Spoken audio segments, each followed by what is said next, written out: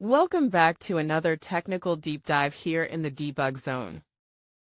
Today, we're tackling a big question and breaking it down with insights from other users.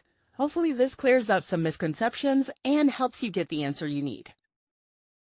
So buckle up, stay a little curious, and let's jump right in.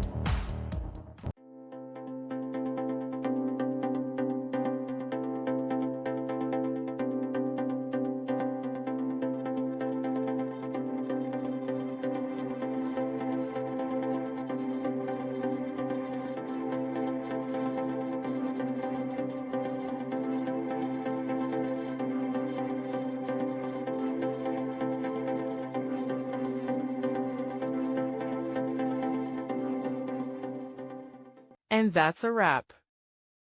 I hope you found the answer you were looking for.